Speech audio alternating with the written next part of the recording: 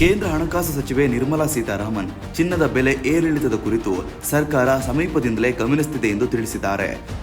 Budget ನಂತರ ಭಾರತೀಯ reserve ಬ್ಯಾಂಕ್ನ ಕೇಂದ್ರ ನಿರ್ದೇಶಕ ಮಂಡಳಿಯೊಂದಿಗೆ ನಡೆದ ಸಭೆಯ ಬಳಿಕ ನಡೆದ ಪತ್ರಿಕಾಗೋಷ್ಠಿಯಲ್ಲಿ ಅವರು ಮಾತನಾಡಿದರು.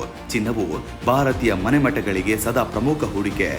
ಹಬ್ಬಗಳ ಕಾಲದಲ್ಲಿ ಸೀಸನ್ ಏರಿಕೆ ಕಾಣುವುದು ಸಾಮಾನ್ಯ ಎಂಬುದಾಗಿ ಅವರು ಹೇಳಿದರು. ಆದರೆ ಇತ್ತೀಚಿನ ಬೆಲೆ ಏರಿಕೆ ನಿಗದಿತ ಮಿತಿಯನ್ನ ಮೀರಿ ಹೋಗಿಲ್ಲ ಎಂದು ಅವರು ಸ್ಪಷ್ಟವನ್ನ ಪಡಿಸಿದರು. ಹಣಕಾಸು ಸಚಿವೆ ಹೇಳುವಂತೆ ಹಬ್ಬಗಳ ಸಮಯದಲ್ಲಿ ಚಿನ್ನದ ಖರೀದಿ ಹೆಚ್ಚಾಗುವುದು ಭಾರತೀಯ ಸಾಂಸ್ಕೃತಿಕ ಭಾಗವಾಗಿದೆ. ಮದುವೆಗಳು, ಹಬ್ಬಗಳು ಮತ್ತು ಸಾಂಪ್ರದಾಯಿಕ ಕಾರ್ಯಕ್ರಮಗಳ ಹಿನ್ನೆಲೆಯಲ್ಲಿ ಚಿನ್ನದ ಬೇಡಿಕೆ ಏರಿಕೆಯಾಗುತ್ತೆ.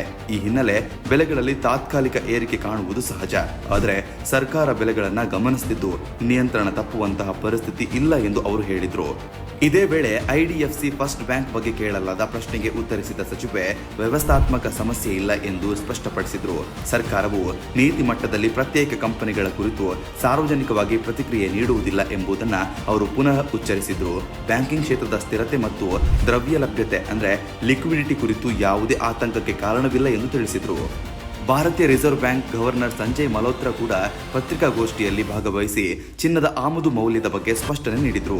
ಚಿನ್ನದ ಬೆಲೆ ಏರಿಕೆಯಲ್ಲಿದ್ದರೂ ಇತ್ತೀಚಿನ ಅವಧಿಯಲ್ಲಿ ಚಿನ್ನದ ಆಮದು ಮೌಲ್ಯದಲ್ಲಿ ಗಮನಾರ್ಹ ಏರಿಕೆ ಕಂಡುಬಂದಿಲ್ಲ ಎಂದು ಅವರು ಹೇಳಿದರು. ಇದು ಬೇಡಿಕೆ ಮತ್ತು ಸರಬರಾಜಿನ ಸಮತೋಲನವನ್ನು ಸೂಚಿಸುತ್ತದೆ ಎಂದು ಅವರು ಅಭಿಪ್ರಾಯವನ್ನು ವ್ಯಕ್ತಪಡಿಸಿದರು. ಲಿಕ್ವಿಡಿಟಿ ಕುರಿತು ಮಾತನಾಡಿದ ಗವರ್ನರ್ ಅವರು ಉತ್ಪಾದಕ ಅಗತ್ಯಗಳಿಗೆ ಬೇಕಾದಷ್ಟು ಲಿಕ್ವಿಡಿಗಳನ್ನು ಒದಗಿಸಲು ನಾವು ಬದ್ಧರಾಗಿದ್ದೇವೆ ಎಂದು ಹೇಳಿದರು.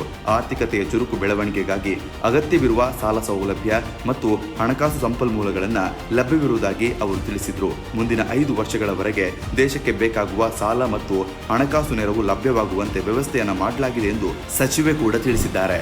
ವಿದೇಶಿ ನೇರ ಹೂಡಿಕೆ ಈ ಕುರಿತು ಮಾತನಾಡಿದ ಗವರ್ನರ್ ಸಂಜಯ್ ಮಲ್ಹೋತ್ರಾ ಈ ವರ್ಷವೂ ಎಫ್ಡಿಐ ಪ್ರವಾಹ ಬಲಿಷ್ಠವಾಗಿರುವುದಾಗಿ ಹೇಳಿದರು. ಕಳೆದ ವರ್ಷ ಉತ್ತಮ ಬೆಳವಣಿಗೆ ಕಂಡಿದ್ದಂತೆ ಈ ವರ್ಷವೂ ಸ್ಥಿರ ಪ್ರಗತಿ ಮುಂದುವರೆದಿದೆ. ಭಾರತದ ವಿದೇಶಿ ವಿನಿಮಯ ಸಂಗ್ರಹವು ಸಮರ್ಪಕ ಮಟ್ಟದಲ್ಲಿದೆ ಎಂದು ಅವರು ವಿಶ್ವಾಸವನ್ನು ವ್ಯಕ್ತಪಡಿಸಿದರು. ಇದು ಜಾಗತಿಕ ಅನಿಶ್ಚಿತತೆ ನಡುವೆಯೂ ಭಾರತದ ಆರ್ಥಿಕತೆ ಸ್ಥಿರವಾಗಿರುವುದನ್ನು ತೋರಿಸುತ್ತೆ.